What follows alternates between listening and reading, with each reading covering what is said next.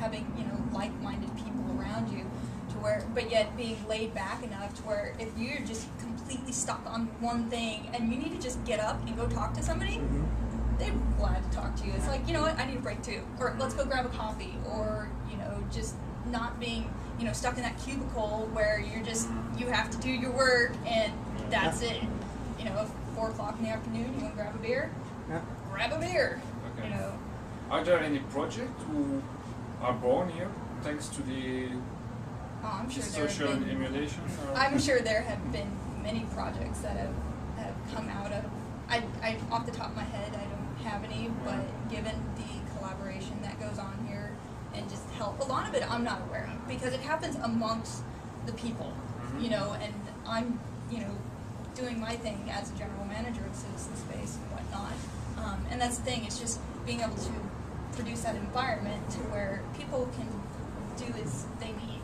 Okay, it's the social chemistry of the interaction between people, just working itself actually. So if like we would decide to launch something, so someone would like to try something like that in Belgium, what would be the key lesson learned or the key thing never to do, like big mistake you've done? I'm sure you've tried, I mean, because it's a new concept, you must have tried a lot of things that work better than others, or starting off small and getting people behind you, getting people who are willing to commit. And because a lot of times people say, oh yeah, I'll do this, or yeah, I'll totally, it sounds awesome, and then they just, time comes for them to, you know, pony up, pay some money, or, you know, help out, and they don't. So it's really getting the people behind you. So the residents here are really the core. And yes. Yes, the free space is more of the bonus thing. Okay. Yeah, the residents are what pay the bills. Yeah, exactly. That's what keep us going. Yeah. Was there an initial investment in terms of money, really? Yes. And is it for Citizen Space, historically, other spaces do it differently. It's been private investment. Okay.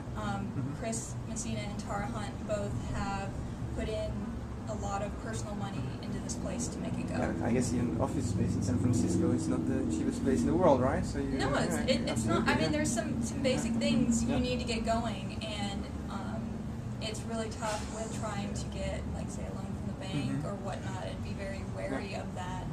There's a lot of research that definitely needs to go into looking at, you know, who are your demographics, how many people do you think you can get behind this, you know, the cost of the space, electricity, internet, just the basic things, not worrying about all the frills or whatnot, but just starting that environment. But is this a non-profit? We are a for-profit company, but we don't make much money. That's not the purpose. Right, it isn't. I mean, we're basically, you know, we want to make sure we can pay the bills, we can pay the general manager, and have some money left over to be able to invest it back into the space. And we are right now finally getting to the point where we are starting to have a nice little extra at the end of the month, so we can start doing more with the space. Okay, are you in a, would you say, in a cooperative structure? Yes, more like we that? are a small corporation. Okay. It started out as an LLC, and recently, back in March, we incorporated when we moved down to this space. But yeah, the mentality is one of non-profits. Yeah, you're not going to make. If you look at all the different of the larger co-working spaces across the country, you will find that most of them don't make a lot of money. It's not a business. It's not a business. Well, it is, and it does need to be treated like a business if you want to make sure it sustains. Because sometimes a lot of I see co-working spaces get into a little bit of trouble when they try to make it where it's not about the money, and it's like, yeah, it kind of is. I think that's important, really. It's really important. Yeah, you have to. If you can't meet your basic needs, then it's not going to work. You can't create that environment for them. It's very clear that there is a rent that you have to pay. And maybe you can talk about the prices. Yeah, how much is it like to get a desk here? Or For a desk, we rent those out for $425 a month. Okay. And there is also $425 All right. A month for a month one desk. for one desk. Yes. And no charge for buying, coffee, you don't pay shop. coffee afterwards.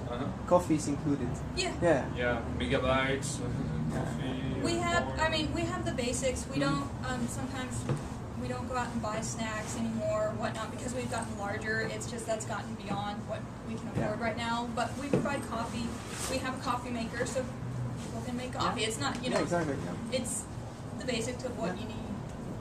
And that includes, you know, 24/7 access to the space, use of the kitchen, the office, basic office amenities, printing. It's pretty affordable for in downtown San Francisco. Yeah. But you are Yeah. aware of the price Yeah. according to Brussels standards. Yes. It's pretty comparable for San Francisco. Yeah. And what kind of companies do come here? Web companies or everything? For as residents, Yeah. or well, we have several social media consultants. We have a new graphic designer. We have people who do back-end development, data analysis. So we even have a girl who does environmentally friendly bags. We have one guy who does environmental hosting, web hosting. So Mostly IT. it's people. It's what I've found is San Francisco is a unique area in that everybody's involved in technology in some way. Whether you're a developer, a programmer, a consultant, marketer, any of that, you're all using the same social media. You're all familiar with the web and how to use it, and that's one of the things that helps tie everybody together.